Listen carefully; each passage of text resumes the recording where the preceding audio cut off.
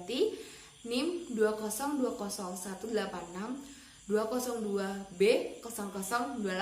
Di sini saya akan menjelaskan materi ke-10, yaitu dampak ketunanetraan pada anak terhadap perkembangan bahasa anak tunanetra. Tunanetra harus memiliki kemampuan dan semangat untuk meningkatkan kemampuan bahasa yang dimilikinya. Hal ini sangat penting karena agar tunanetra memiliki tempat yang layak, baik di rumah, di sekolah, masyarakat, atau dimanapun anak tunanetra berada.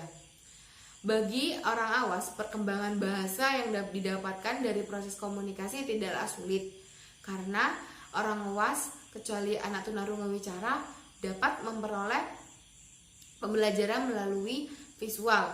Namun, tunanetra, proses pengembangan bahasanya itu melalui verbal tidaklah sulit, tetapi kemampuan bahasa melalui nonverbal sangat sulit. Jadi, dampaknya, tunanetra mengalami kesulitan dalam meningkatkan perkembangan bahasa melalui komunikasi nonverbal karena tunanetraan kekurangan rangsangan secara visual.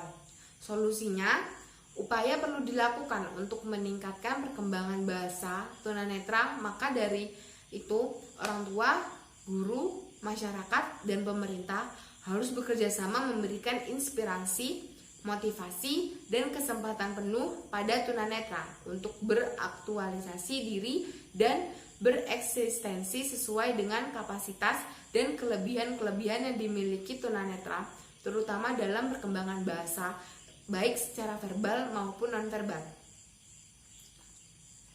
Jadi di sini akan membahas tentang pengertian komunikasi, ruang lingkup komunikasi, bentuk komunikasi, yaitu komunikasi pribadi, kelompok, sifat komunikasi, verbal dan nonverbal, model komunikasi, komunikasi satu arah, dua arah, berbagai arah, tujuan komunikasi, dan proses komunikasi.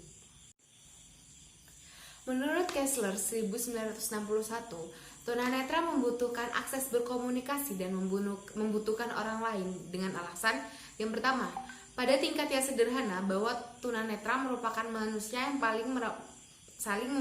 saling memberikan rangsangan, yaitu mengikat indera, perasaan, dan pikiran. Kebutuhan akan rangsang atau stimulus dibutuhkan untuk melakukan aktivitas kehidupan. Misalnya, memerlukan sapaan, teguran, ajakan melalui menggandeng atau mencium aroma. Yang kedua, manusia membutuhkan orang lain untuk memuaskan kebutuhan biologis. Misalnya, tunanetra akan terbuai dan merasa ngantuk apabila mendengarkan alunan ayat suci Al-Quran atau lagu yang dinyanyikan dengan suara yang merdu. Yang ketiga, manusia saling mendengar dan mengindra satu sama lain untuk memuaskan sebuah emosi seperti cinta, hormat, penghargaan, kekuatan, kesenangan, keyakinan, dan yang paling pokok, perjalanan manusia itu dapat melalui proses komunikasi. Menurut George Herbert 1934 menyatakan bahwa sifat dasar manusia adalah segala sesuatu yang bersifat sosial. Keadaan tersebut ditunjukkan oleh yang pertama, orang membutuhkan orang lain.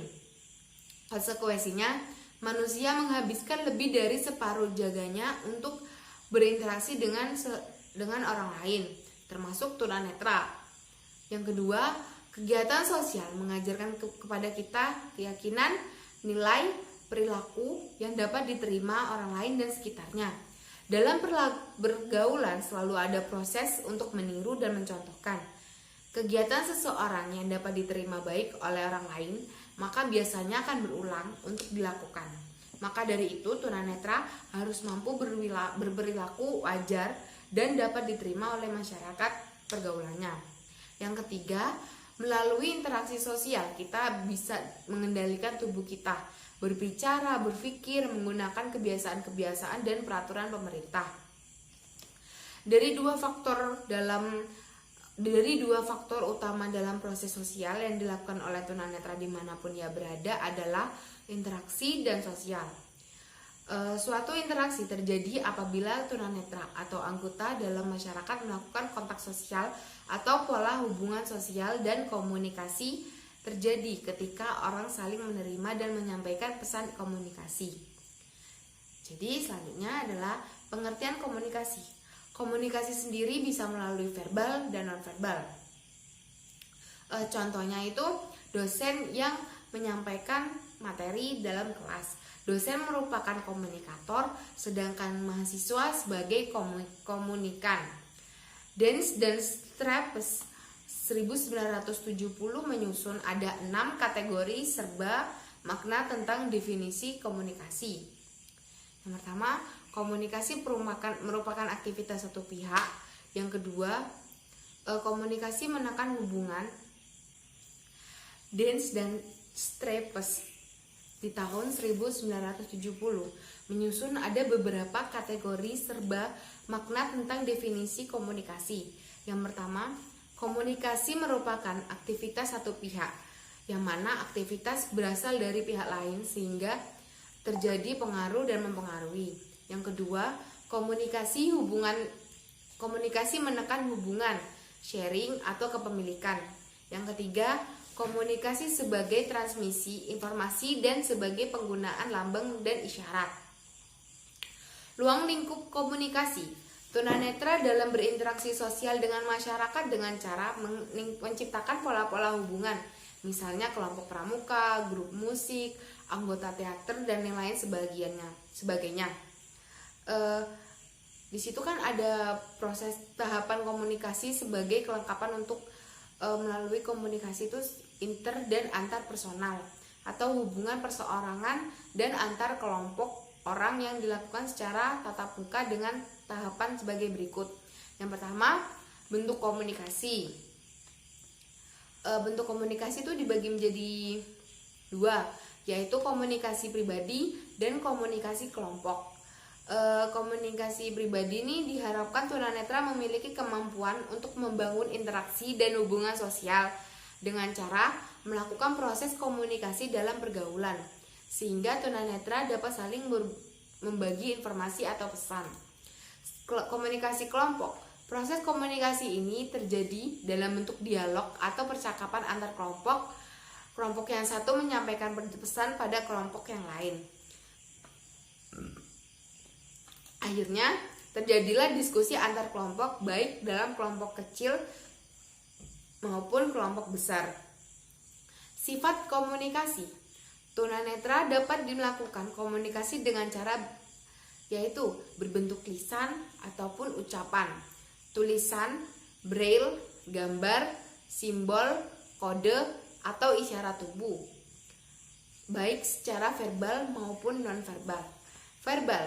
Tunanetra dalam berkomunikasi dapat melakukan dengan lisan atau oral, yaitu menggunakan ucapan atau suara dalam bentuk tulisan, abjad, awas yang digoreskan dengan pena ataupun dengan huruf timbul atau yang bisa disebut braille. Nonverbal. Tunanetra melakukan komunikasi dengan gestural, yaitu menyampaikan pesan dengan gerak isyarat tubuh atau bisa juga dengan cara piktorial, yaitu membuat gambar atau lukisan untuk menyampaikan pesan baik secara lukisan biasa. Awas bagi tunanetra low vision atau lukisan timbul yang diproduksi dengan alat termoform atau dengan modifikasi lain dengan prinsip taktual atau seperti itu. Yang ketiga, model komunikasi. Komunikasi satu arah atau one step flow communication, yaitu aliran komunikasi yang searah di mana komunikator menyampaikan informasi dan tanpa adanya balasan dari komunikan atau tanpa feedback. Contoh, guru membimbing siswa, guru memberikan arahan, saran atau anjuran. Yang kedua, komunikasi dua arah atau two step flow communication, di mana aliran komunikasi pada model ini saling bertukar pesan dan informasi sehingga terjadi umpan balik atau feedback. Yang ketiga, komunikasi berbagai arah atau multi-step communication, yaitu komunikasi yang terjadi secara kompleks terdiri dari beberapa komunikator, komunikan yang bermacam-macam, Contoh, diskusi panel, diskusi ilmiah, seminar ilmiah, seperti itu. Tujuan komunikasi yaitu saat yang pertama memberikan perubahan sosial atau partisipasi sosial. Jadi pesan yang dikirimkan dan yang diterima diharapkan dapat mempengaruhi kondisi sosial yang dapat merangsang pertumbuhan partisipasi sosial atau keikutsertaan orang dalam kegiatan sosial. Perubahan sikap atau attitude change. Seseorang menerima pesan dari sebuah informasi, maka diharapkan seseorang tersebut mengimplementasikan dalam bentuk kebiasaan yang positif. Yang ketiga, perubahan perilaku atau opinion change. Informasi yang didapat melalui komunikasi ini dapat memperkaya informasi dan berpengaruh pada perubahan pendapat pada suatu hal. Yang keempat, perilaku tingkah laku atau behavioral change, di mana informasi yang diterima melalui komunikasi dapat mempengaruhi seseorang untuk mengambil tindakan atau menetapkan perilaku yang harus dilakukan, dan perilaku yang dihasilkan akan menjadi sifat bawaan yang berulang-ulang.